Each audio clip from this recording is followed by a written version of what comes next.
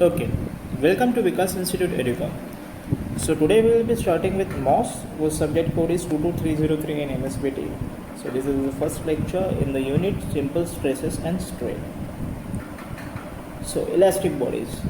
A body which is able to regain its original shape and size after removal of deformable forces, that is, the external forces acting on the body, is known as elastic body.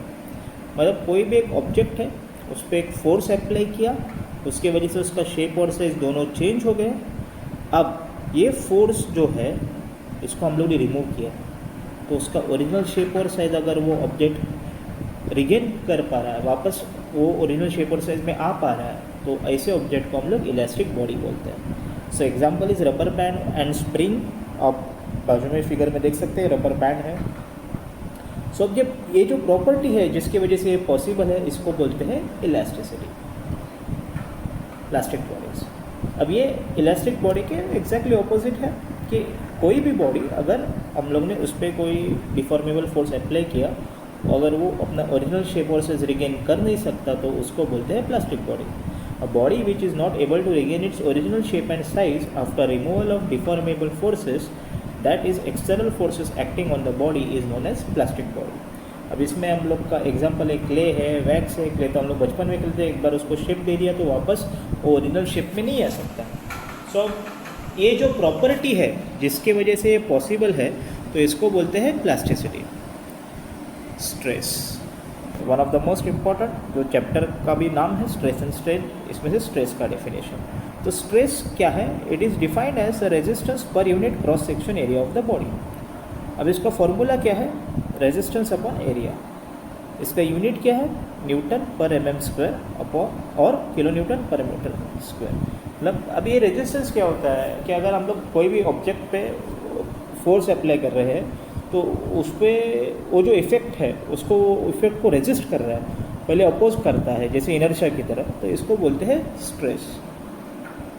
तो हम लोग यहाँ पे diagram में देख सकते हैं, एक सर्कुलर क्रॉस सेक्शन रॉड है, फोर्स उसके एक्सिस में से जा रहा है, और ए जो है उसका क्रॉस सेक्शनल एरिया है। तो अब स्ट्रेस है, इसका सिंबल है सिग्मा, आप देख सकते हैं उधर लिखा है sigma equal to F upon A. F is force, A is area. तो बाजू में दो तरह के फोर्सेस है, tensile stress and compressive stress, दो तरह के स्ट्रेसेस है ये। तो टेंसाइल है तनाव, कंप्रेसिव है दबाव।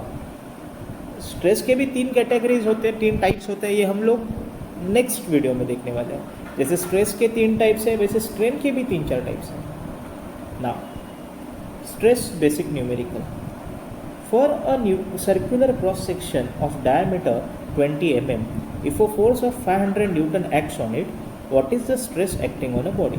तो बेसिक न्यूमेरिकल है, ये एग्ज़ाम में आएगा, डिप्लोमा के ऐसा नहीं है, बट ये कंसेप्ट समझने के लिए है। तो क्या दिया है? एक सर्कुलर रॉड है जिसका डायमीटर 20 mm है, उस पर 500 न्यूटन फोर्स एक्ट कर रहा है, स्ट्रेस निकालना है हम लोग को। सो गिवन दिया है डायमीटर 20 mm, फोर्स दिया है P 500 न्यूटन, पी एफ कुछ भी डिनोट कर सकते हैं हम लोग। तो हम लोग को क्या निकालना है? स्ट्रेस निकालना है। स्ट्रेस का फॉर्मूला है stress equal to external force upon area. ना सॉल्यूशन, एरिया क्या होता है? Pi D square upon 4। अब ये जो d है यानी कि डायमीटर, हम लोग को कितना दिया है? 20 mm। सो पाई इंटू 20 स्क्वायर अपॉन 4। आपको अब ये कैलकुलेटर पे आपके कर सकते हैं वेरीफाई करने के लिए, मैंने मैन्युअली अब यहाँ पे पहले ही निकाल के रखा है। सो पाई इंटू 20 का स्क्वायर है 400 अपॉन 4, 400 अपॉन 4 होता है 100। सो पाई इंटू 100 हो गया 314.15 mm स्क्वायर। अब स्ट्रेस क्या होता है? Force upon area. फोर्स तो हम लोग को उन्होंने दिया है 500 है, अब एरिया कितना हो गया? 314.15। सो स्ट्रेस बन गया 1.591 न्यूटन पर mm square. Okay, strain. When a body of an elastic material is subjected to an axial force, it undergoes a change in dimensions. The change in dimension per original dimension is known as strain. अब कोई भी elastic object है, उस पर हम लोग ने एक फोर्स एक्चुअली उसके एक्ट करके दिया, तो क्या है कि उसका लेंथ, डायमीटर कुछ भी चेंज हो सकता है। तो अब ये जो रेशियो है वो कितने से चेंज हुआ है डायमेंशन अपॉन उसके ओरिजिनल डायमेंशन, इसको बोलते हैं स्ट्रेन। अब ये रेशियो होने के वजह से ना इसको कोई डायमेंशन है, ना इसको कोई यूनिट है। तो ये एक एग्जांपल है। तो बेसिकली एग्जांपल में लीनियर स्ट्रेन में दिखा रहा हूँ। हम लोग सेकंड जो वीडियो रहेगा ये चैप्टर का, उसमें हम लोग स्ट्रेन के भी अलग अलग टाइप देखेंगे। तो हम लोग अभी लीनियर स्ट्रेन या फिर उसको लॉन्जिट्यूडनल स्ट्रेन भी बोल सकते हैं। तो सर्कुलर क्रॉस सेक्शन दिया है, एक्सियल फोर्स एक्ट कर रहा है। अब मान लो कि ओरिजिनल लेंथ है, जैसे डायग्राम में दिया है L0 यानी ओरिजिनल लेंथ, जो इलोंगेशन है वो है डेल्टा L। तो स्ट्रेन क्या हो गया, इलोंगेशन अपॉन ओरिजिनल लेंथ। तो हम अभी स्ट्रेन का बेसिक न्यूमेरिकल देखेंगे। एक क्वेश्चन है, for a circular cross section of diameter 20 mm and length 5 metre, if a force of 500 newton elongates it by 10 mm, find the strain. मतलब एक circular हम लोग को क्रॉस सेक्शन, मतलब एक रॉड दिया है जिसका डायमीटर 20 mm है। अब इसकी ओरिजिनल लेंथ तो 5 मीटर है, इस पर 500 न्यूटन का फोर्स ऐड करने पे इसका लेंथ 10 mm से बढ़ रहा है। तो अभी हम लोग को स्ट्रेन निकालना है। स्ट्रेन निकालना है तो फोर्स और डायमीटर का कुछ हम लोग को यूज़ होने वाला नहीं है। कभी कभी कुछ क्वेश्चन में स्ट्रेस स्ट्रेन दोनों भी निकालने को बोल सकते हैं। तो अब गिवन दिया है L0 5 मीटर। सिंस अभी इलोंगेशन हमारा mm में है तो ओरिजिनल लेंथ को भी mm में कन्वर्ट कर लेते हैं। Since 1 metre is equal to 1000 mm, L0 हमारा 5 मीटर से बन गया 5000 mm। हम लोग को क्या निकालना है, strain.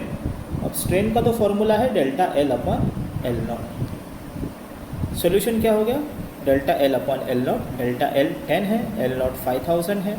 So 10 upon 5000, 0.002. Since we are engineering students, we will be writing this answer in the format of 2 into 10 raised to minus 3.